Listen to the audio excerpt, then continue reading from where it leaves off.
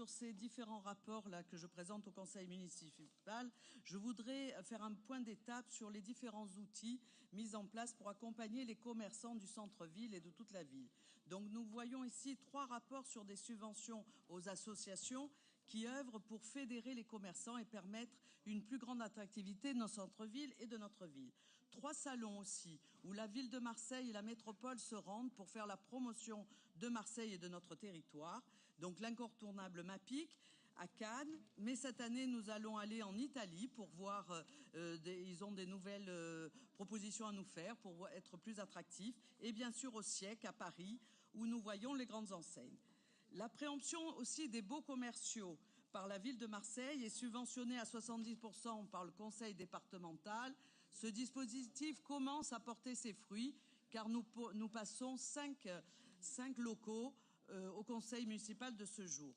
Dans la continuité de cette dynamique, les 2 rapports au conseil métropolitain du 28 mars 2019, un sur la vacance commerciale qui permet d'avoir un autre outil avec les propriétaires privés, un sur le tarif des parkings avec la première demi-heure gratuite et de nouveaux tarifs qui permettent aussi une meilleure attractivité du centre-ville. Je voulais à ce moment-là, bien sûr, remercier Madame la Présidente Martine Vassal, au département et à la métropole pour ces rapports-là qui font accélérer les choses au niveau des commerçants.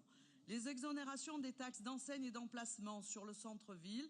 Merci à Madame Lotta qui nous a fait passer ce rapport qui est très important pour les commerces qui sont en difficulté. Le fonds, j'oublie pas, le fonds de solidarité mis en place aussi par la métropole avec les 700 000 € et les experts qui travaillent gratuitement pour pouvoir faire des expertises très rapides et pour pouvoir indemniser ces commerçants en difficulté.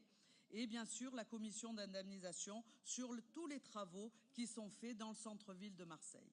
Enfin, monsieur le maire, ma visite à 2 reprises à Bercy pour vous représenter et représenter la présidente avec le ministre Bruno Le Maire, qui a proposé et qui met en pratique l'exonération totale des charges fiscales et sociales sur toute la ville pour les commerces en difficulté, ainsi qu'un budget conséquent pour des animations pour l'attractivité du centre-ville. Enfin, je voudrais prendre en compte je voulais remercier, si vous voulez, on a fait depuis le 5 novembre et après, depuis les samedis des Gilets jaunes, on a mis en place avec la Chambre de commerce, avec l'État, avec la métropole, avec le département, la ville de Marseille et la Chambre des métiers, et bien sûr les partenaires sociaux, une cellule qui se réunit très souvent au niveau de la Chambre de commerce, avec la Chambre de commerce, et qui permet justement d'aider les commerçants à utiliser toutes ces mesures. Donc je voulais finir en disant que Jouer collectif nous permet de répondre à toutes leurs demandes et de les aider pour les accompagner dans les différentes démarches. Voilà, monsieur le maire, ce que je voulais rajouter sur ces rapports. Merci beaucoup. Merci, madame Biaggi. Merci beaucoup, monsieur Caselli.